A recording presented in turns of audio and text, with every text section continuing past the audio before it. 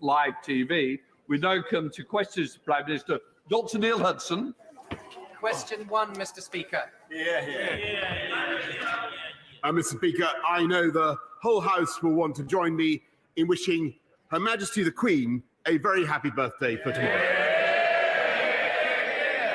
Mr. Speaker, this morning I had meetings with ministerial colleagues and others. In addition to my duties in this House, I shall have further such meetings later today. I will then be travelling to India to deepen the strategic trade, defence and people-to-people ties between our two countries, building on India's involvement in the Carbis Bay G7 summit. I'll be seeing Prime Minister Modi in Delhi, meeting Indian business people investing in the UK and visiting British investments in India. Dr. Neil Hudson. Thank you, Mr. Speaker.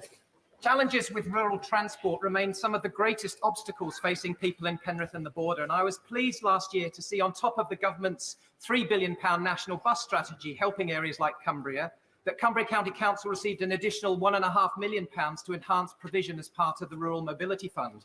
But I'm sure my right honourable friend can only imagine my disappointment this month when Cumbria was allocated no funding from the latest tranche of bus funding. Can the Prime Minister reassure my constituents that Cumbria can look forward to future funding schemes to improve our vital rural bus services? Prime Minister. Well, okay, Mike, I thank my honourable friend. He is a great champion for rural Cumbria and for bus services, and he's right that Cumbria got another £1.5 million. We do for buses. We do want to put more into buses. I believe in them passionately myself, and I will make sure that he has a meeting with the relevant minister. We now come to the Leader of the Opposition, Keir Starmer. Thank you, Mr. Speaker. Can I join the Prime Minister in wishing Her Majesty a happy birthday? Why did the Prime Minister's Press Secretary, Allegra Stratton, have to resign from her job? Minister. Sorry. I bitterly regret Allegra's resignation. I think it was very sad, and I think she did an outstanding job. I do, particularly since she was the one who coined the expression coal, cars, cash and trees, which enabled the UK to deliver a fantastic COP26 summit last year.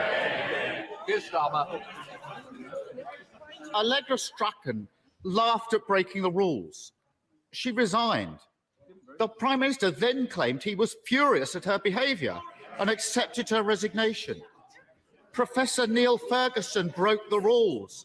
He also resigned. The Prime Minister said that was the right thing to do. The former Health Secretary broke the rules. He too resigned. The Prime Minister tried to claim he sacked him. Why does the Prime Minister think everybody else's actions have consequences except his own? I thank the right honourable gentleman. I think he's in some kind of Doctor Who time warp. We had this conversation yesterday, Mr. Speaker, and I've explained why I bitterly regret receiving an FPN. I apologise to the House, but he asks about the actions for which I take responsibility, and I'll tell him we're going to get on with delivering for the British people, making sure that we power out of the problems that COVID has left us, and more people in work than there were before the pandemic, Mr. Speaker, fixing our energy problems and leading the world in standing up to the aggression of Vladimir Putin. Those are all subjects about which I think he could reasonably ask questions now. These are strange answers from a man who yesterday claimed to be making a humble apology.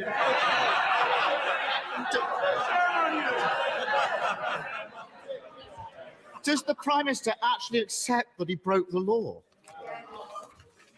Yes, Mr. Speaker, I've been absolutely clear that I humbly accept what the police have said. I've paid the fixed penalty notice.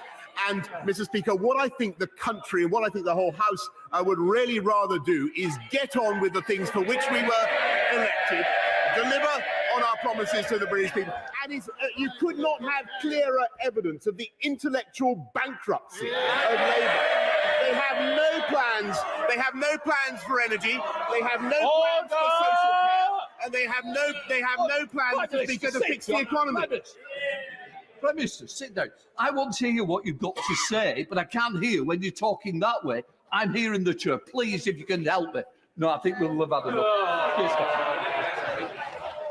The state of it, the party of Peel and Churchill reduced to shouting and screaming in defence of this lawbreaker.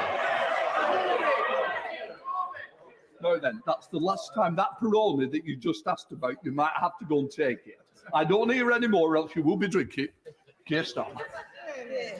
So, Mr. Speaker, yesterday's apology lasted for as long as the Prime Minister thought necessary to be clipped for the news. But once the cameras were off, the Prime Minister went to see his backbenchers, and he was back to blaming everyone else. He even said that the Archbishop of Canterbury had not been critical enough of Putin. In fact, the Archbishop called Putin's war an act of great evil, and the Church of England has led the way in providing refuge to those fleeing. Would the Prime Minister like to take this opportunity to apologise for slandering the Archbishop and the Church of England?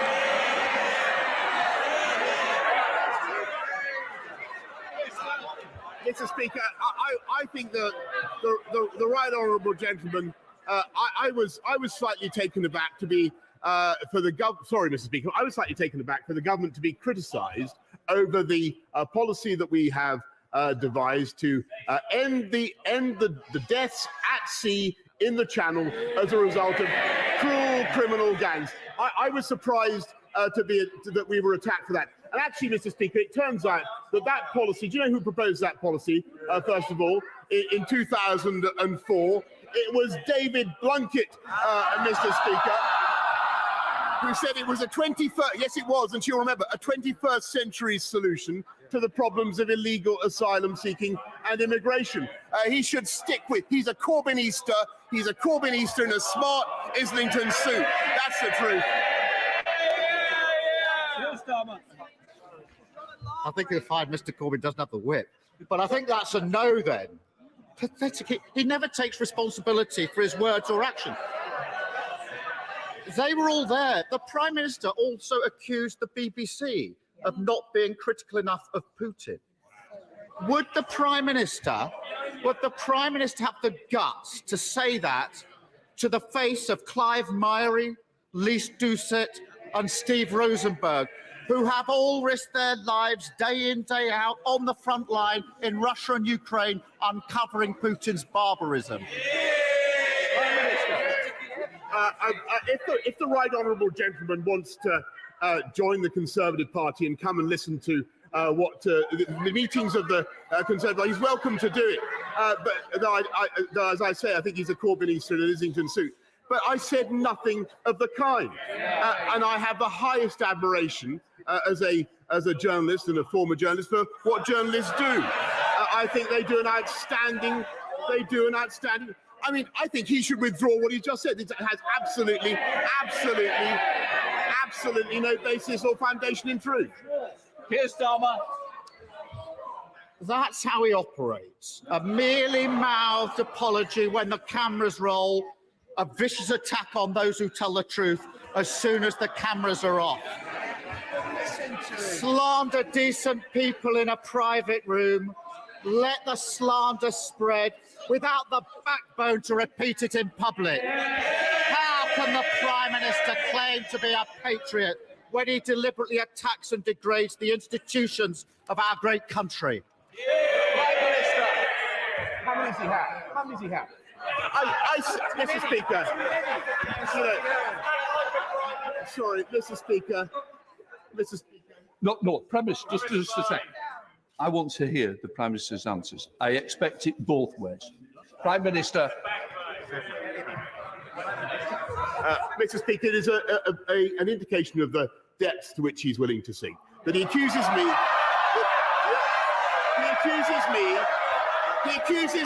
of traducing journalists. What he says is completely without any foundation whatever. I did not attack the BBC last night. for their coverage of Ukraine, he must be out of his tiny mind, Mr. Speaker. He must be out of his tiny mind. I said no such thing, and there are people behind who will testify to that. He is completely wrong, Mr. Speaker. That is the limit. That is the limit of his willingness to ask sensible questions today. We are getting on. This government is getting on with the serious problems that require attention, fixing our energy supply issues, and by the way, undoing the damage of the Labour government that didn't invest in nuclear power for 13 years. We're the nuclear power station every year. Standing up to Putin, Mr. Speaker, when he would have elected a Putin apologist. That's what he wanted to do, and he campaigned to do that. Mr. Speaker, and fixing our economy with record numbers of people now in work, productivity back above what it was, more than 500,000 people back on the payroll than there were before the pandemic began, Mr. Speaker. That is as a result of the decisions, the tough calls this government has made. We get on with the job while they flip-flop around like beach flounders on the beach, Mr. Speaker.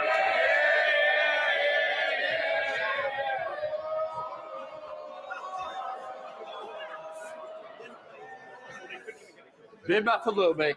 Thank you, Mr. Speaker. Founded in Hitchin by an inspirational man called Richard Lucas, the GoVox mental well-being platform was started in 2018 following the sad loss of some local young men to suicide. Since then, working with brilliant partners like NHSX, King's College London and others, the technology platform and support services have grown to support the mental well-being and mental health of over 40,000 young people in over 10 countries.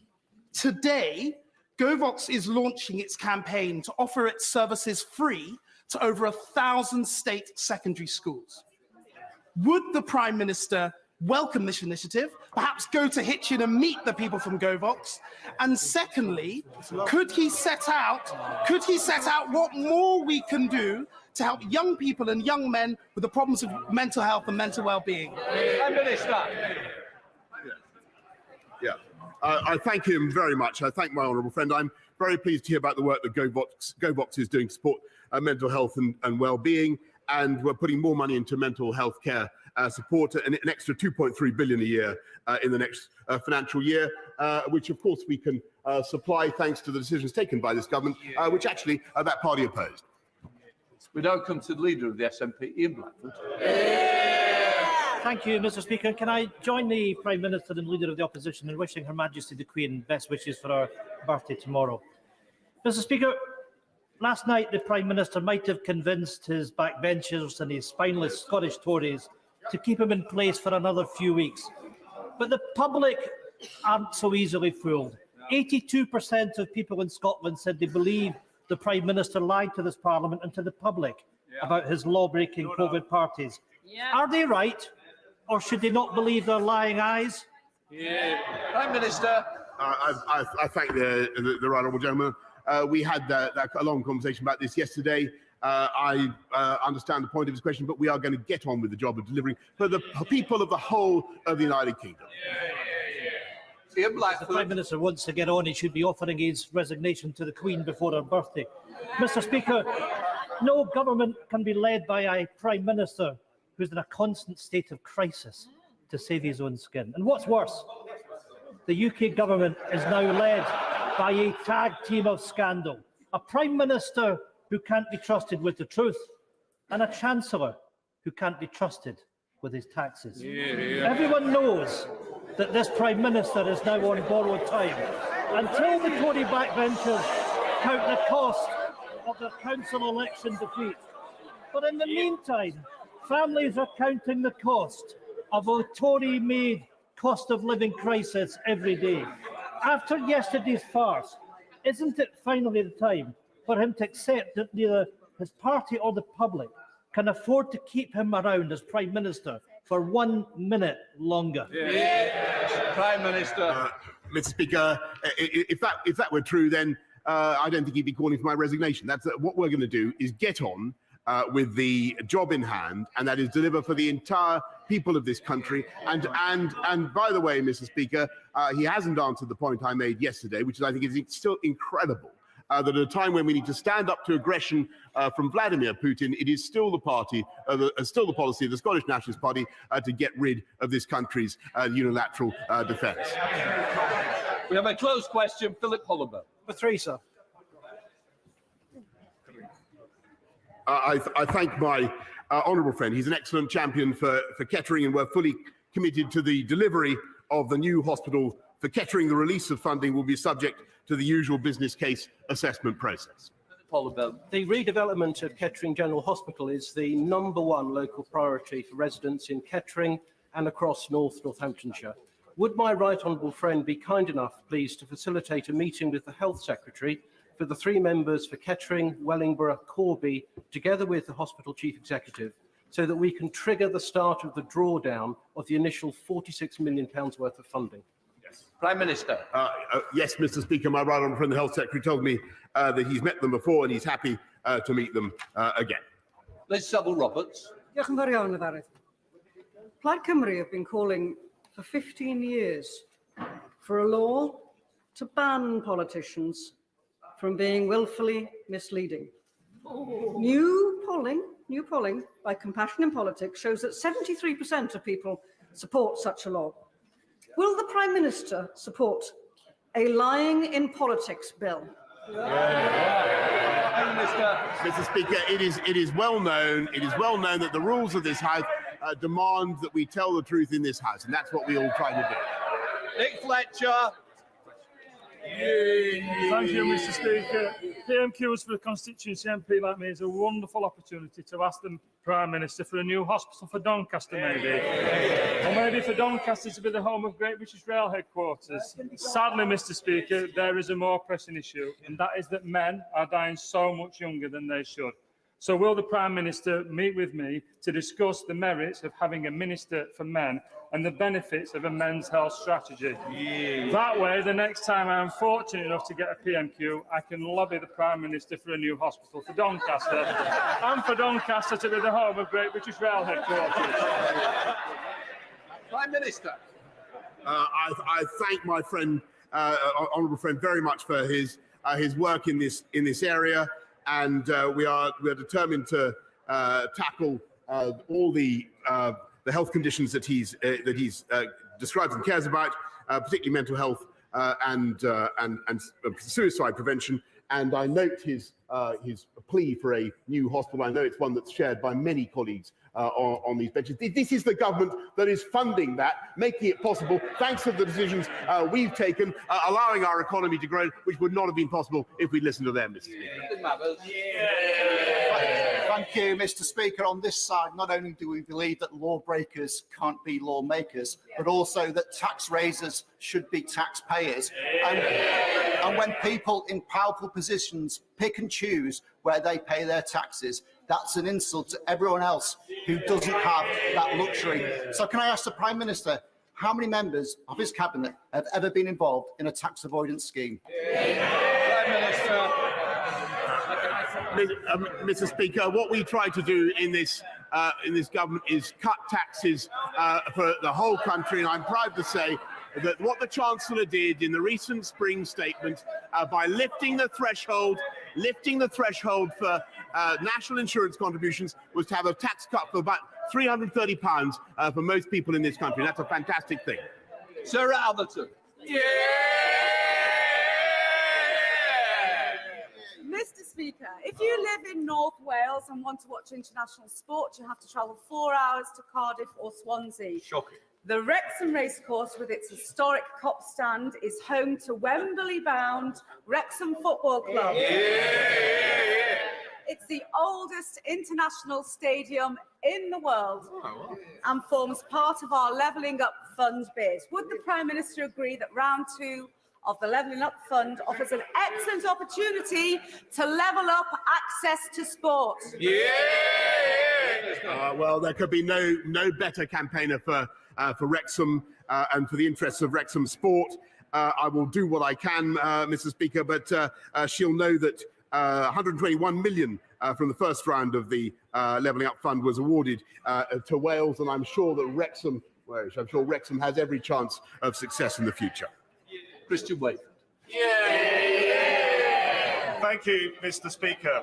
The Prime Minister has been asked about sodium valproate scandal previously, but Sean Linton at the Sunday Times this weekend revealed that campaigners were blacklisted, including my constituent Emma Murphy, who is here in the gallery today.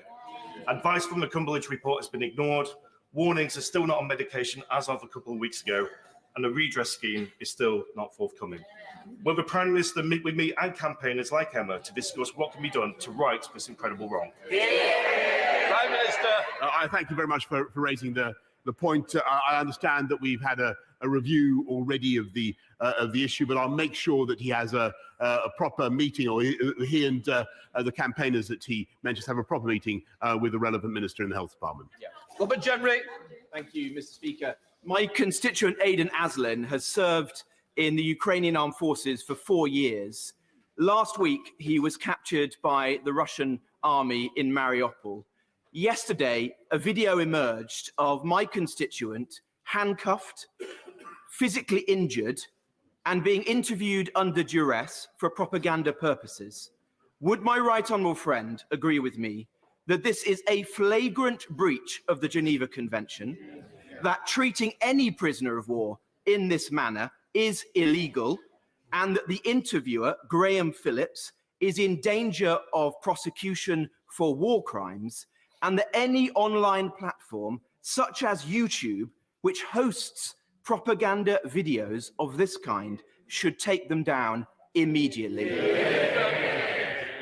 I thank my right honourable friend very much, and I think everybody will want to will urge the Russian state to treat his constituent humanely and compassionately, because in my view, although we do not encourage people, in fact, we actively dissuade people from going to that theatre of conflict, I understand that he'd been serving in the Ukrainian forces for some time, and his situation was very different from that of a mercenary, Mr. Speaker. I hope that he is treated with care and compassion. I thoroughly echo the sentiments that my right honourable friend has expressed about those who broadcast propaganda messages. James Murray.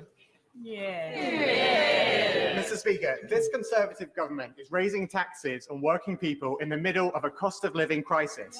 So can I press the Prime Minister on whether he agrees that it would add insult to injury if his Chancellor or any other government ministers were to benefit from overseas tax havens in their personal tax affairs? Mr. Speaker.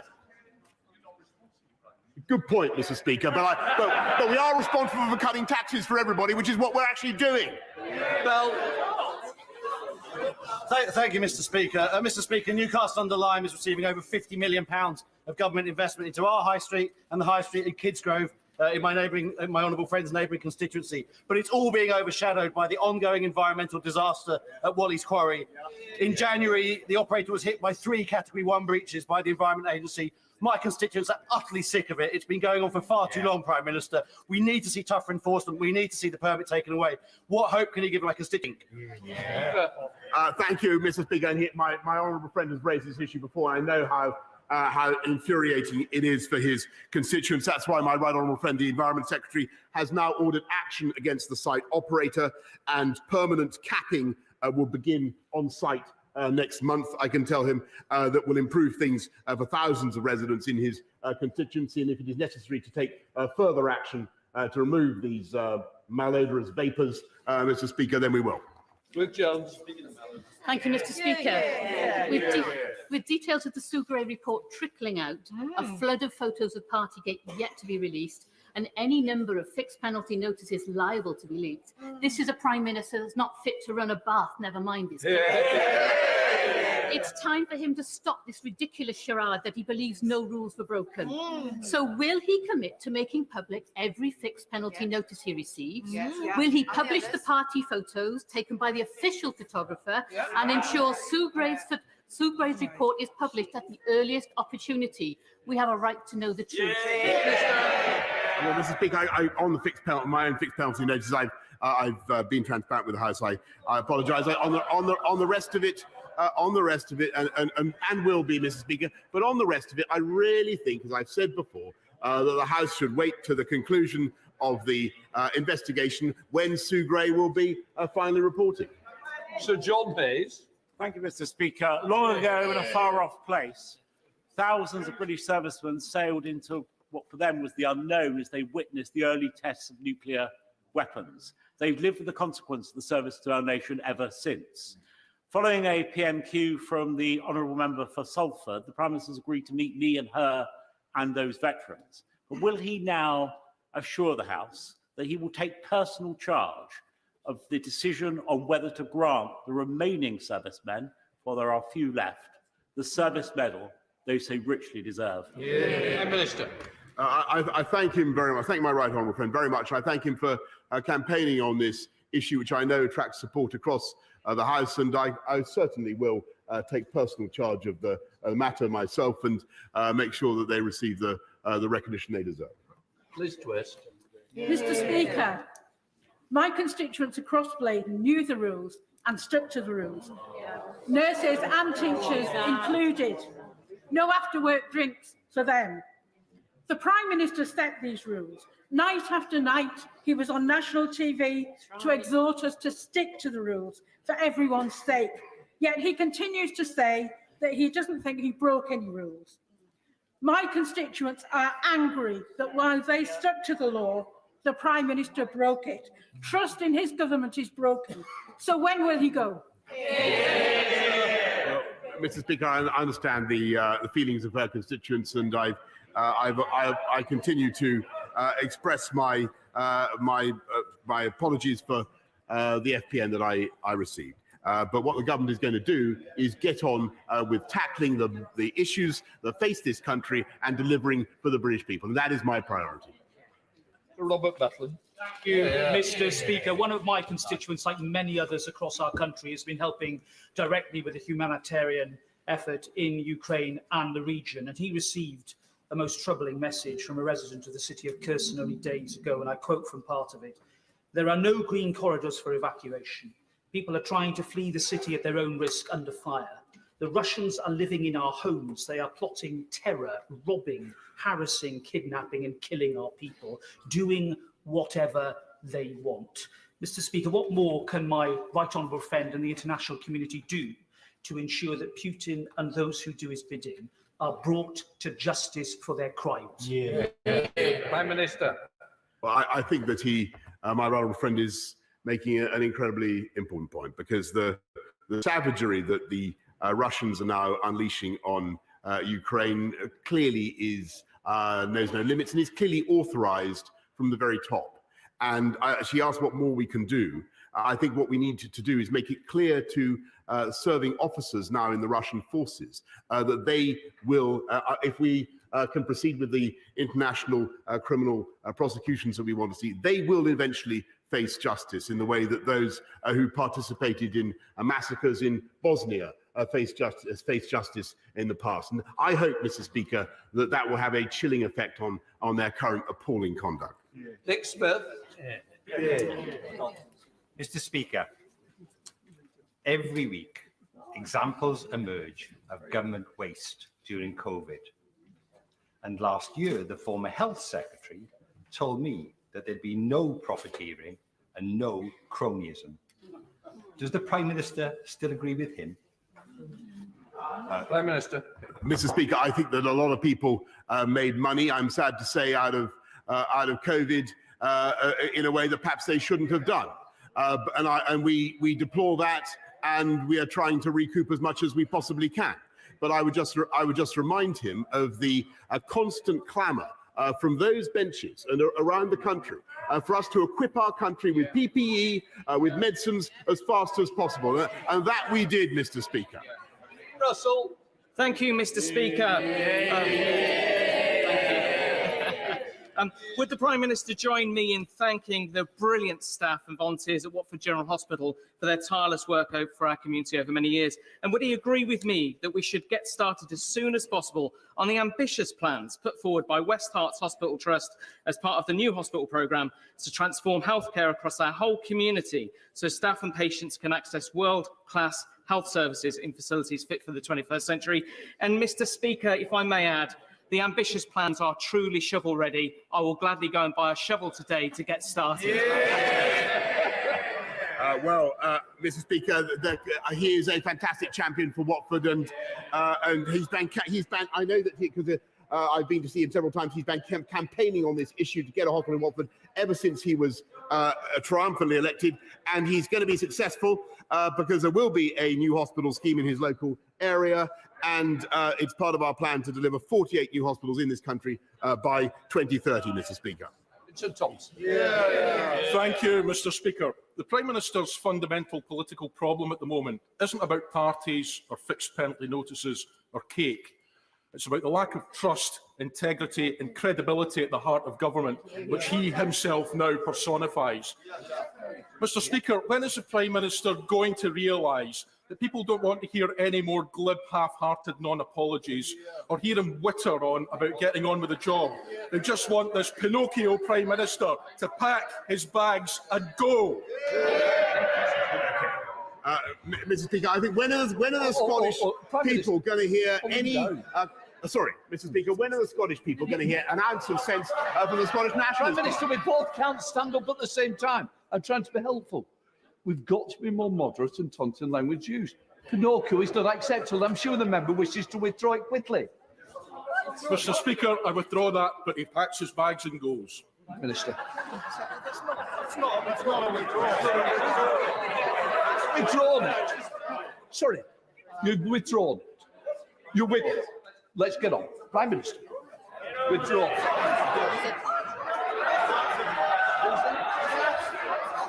Is that are you answering anything? Sorry, I don't know what his question is, Mr. Speaker. He's withdrawn it, but the answer is that we're going to get on the job. It'd be nice to hear an ounce of sense from the Scottish Nationalist Party or some competent government. Rhys Villiers. The London Borough Boroughs is surrounded by Labour councils, all of which have higher council tax and have abandoned weekly bin collections.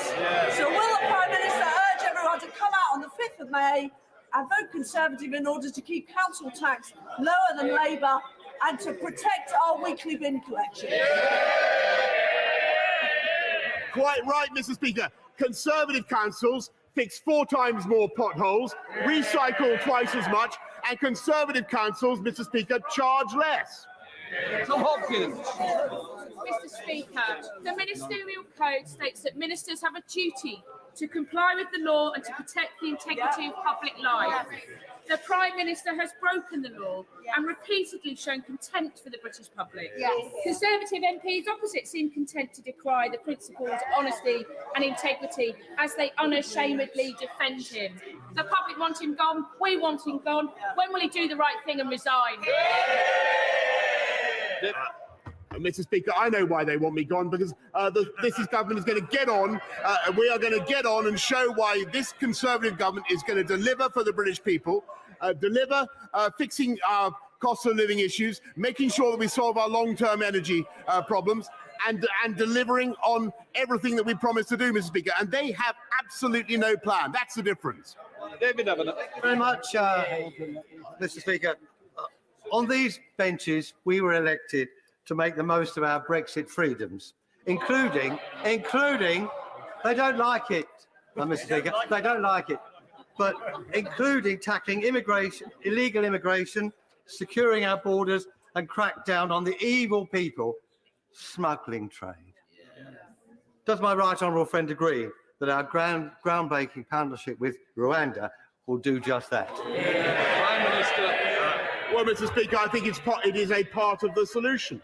And it's something that, as I said just now, was advocated in 2004 by the then Home Secretary, David Blunkett, Blairite Home Secretary. It's now attacked in the most ludicrous terms by the current Labour opposition, who are obviously, as I've just said, Corbynistas in Islington suits. Thank you, Mr. Speaker. I wondered what the Prime Minister makes of this quote.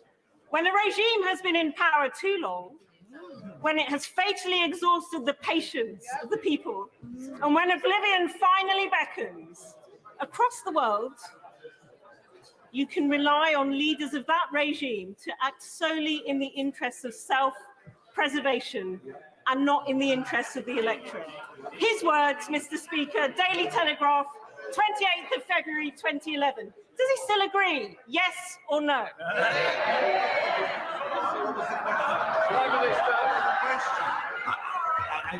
Mr. Speaker, all I can say is that I'm delighted that she's a reader of the Daily Telegraph.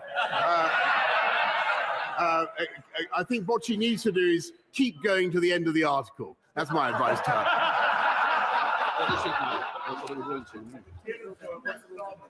We now come to the 10-minute rule bill. Barry Sherman, please. Let's just let the room clear. Just.